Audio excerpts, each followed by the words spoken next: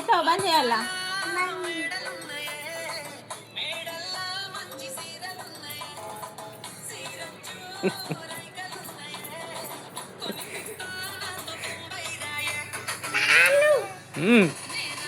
చెయ్యి చెయ్యి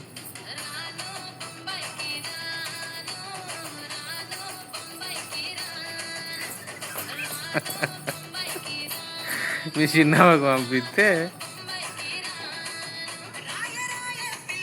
చేతులు చేతులు పైకి చేతులు అట్లా పాట తర్వాత స్టడీ చేసుకోవచ్చు.